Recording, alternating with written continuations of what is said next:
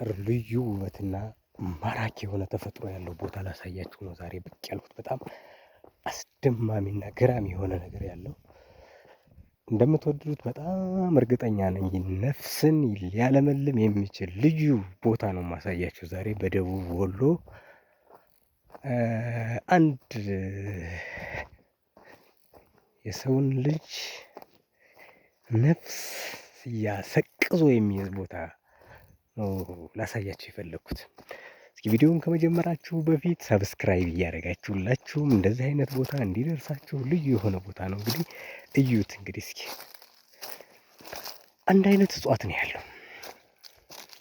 እነዚህ የምታያቸው ግዙፍ እጽዋቶች ዝርያቸው አንድ አይነት፣ እንዴት እንደዚህ ሊሆን ይቻለ? ግን አይገርማችሁም? ያያችሁት ነው። ይኸው ሁሉ የምታዩት ግዙፍ የሆነ እጽዋት ምናልባትም በስሩ ነው የሚራባው። ዙሪያ ላይ ያለውን የአርሶ አደር ማሳ ስለሆነ ስለሚቆጠቆጥና ስለሚቆረጥ እንጂ እንደዚህ በአመት ውስጥ ምን ያክል እንደሚሰፋ ማየት ትችላላችሁ። ይኸው ትንንሹ በአንድ አመት ውስጥ ነው እንግዲህ እንደዚህ በስሩ ነው የሚራባው። ስለዚህ የዚህ እጽዋት መሀል ላይ ደግሞ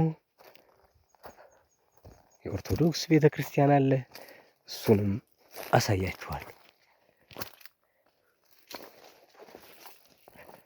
እንግዲህ የመጨረሻው የስልጣኔ ማማ ላይ ስንደርስ ተመልሰን እንደዚህ ወደ ኋላ ነፍስን ሊገዙ የሚችሉና ከፈጣሪያችን ጋር ኮኔክት ሊያደርጉ የሚችሉ ቦታዎችን መጎብኘትና ለነፍሳችን የሚሆን ነገር ወይም ደግሞ መንፈሳዊ ኃይላችን ሊያጠነክር የሚችል ነገር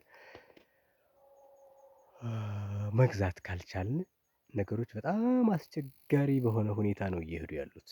እንግዲህ ታውቃላችሁ፣ እኔ ለእናንተ ምንም የምላችሁ ነገር አይኖርም። ይሄ ዲጂታላይዝድ የሆነ ዓለም ላይ በምንኖርበት ጊዜ ይሄ ኳኳት ዓለም ሁሉ ነገር ምን ያክል አስቀያሚ እየሆነ እንደመጣ ሁላችን ስማርትፎን የተጠምደን ምን ያክል ጉዳት እየደረሰብን እንዳለ፣ ቀጣይ ደግሞ ስማርት ሲቲ እያሉ ምን ያክል እንደሚያዝጉን እና እስኪ በስመ አብ ተፈጥሮ ቀጫላት ያለማን ነበር።